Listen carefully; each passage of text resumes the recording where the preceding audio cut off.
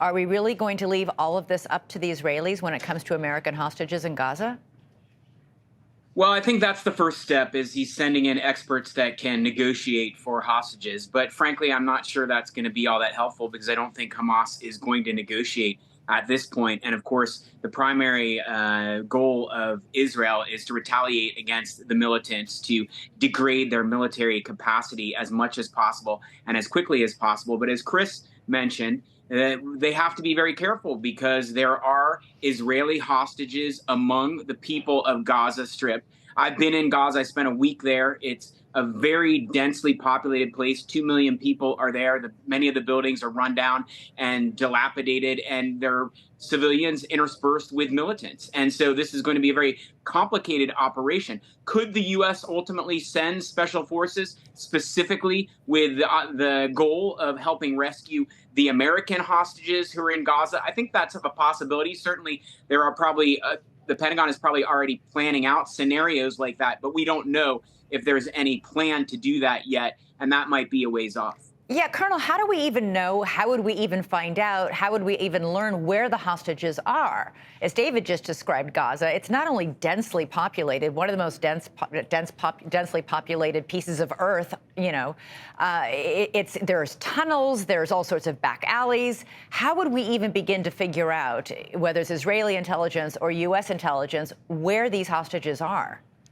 Well, that's the million-dollar question, and really, it's at this point there's virtually no way to know that, and you have to expect that as sophisticated and well planned and thought out as this whole operation has been from the beginning, probably months and in some respects possibly years in the planning, is that they also plan for what to do with those hostages. They probably have them in areas that are hidden away, spread out throughout the Gaza Strip so that they can't all be captured together.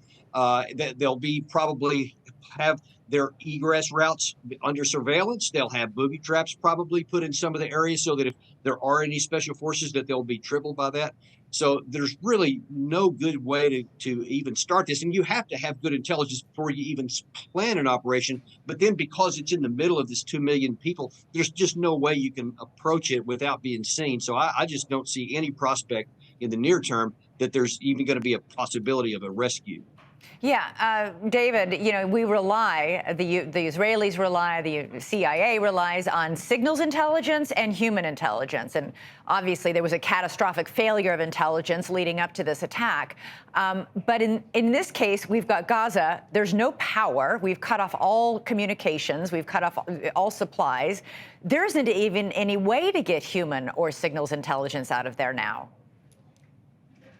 Right. That's another issue that we're contending with. And I would also mention that, you know, Gaza is not a place where the U.S. and our intelligence agencies have spent a lot of time focusing on because we have such a strong alliance and partnership with Israel and with the Israeli Defense Forces and Israeli intelligence. We rely on them to cover that. So we're not well equipped to deal with the terrain, the geography, and the situation in Gaza. But that doesn't mean that a U.S. Special Forces group couldn't get up to speed quickly in order to support Israeli special forces. We just don't know. But the Hamas militants took these hostages for a reason, that they planned this out, and they did it so that they could, because they expected an overwhelming offensive and retaliation by Israel, and they're going to use them as human shields. And that's the primary problem with all of these operations, whether by Israeli Defense Forces or by U.S. forces, is that we could endanger the people we are trying to rescue.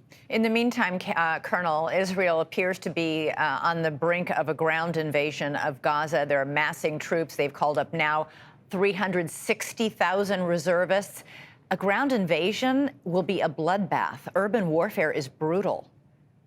Yeah, it has. And, you know, we've seen the most recent example of that is Bakhmut in the Ukraine-Russia war, where it took Russia 9 months to capture that thing. And it was only 70,000 people inside. It was a relatively small issue. And to try to go into something this big now that is stuffed with people, because Bakhmut was almost emptied of people before it started. This one is full.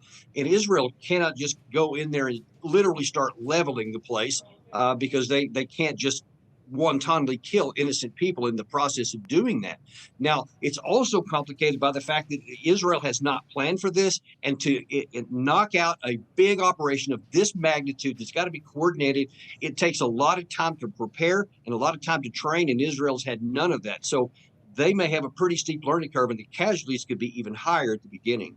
All right. None of these are good options. All of them very, very tough with enormous consequences. Lieutenant Colonel David Davis, David Tafuri, thank you so much, both of you, for being here with your expertise tonight. Thanks for having me. Thank you.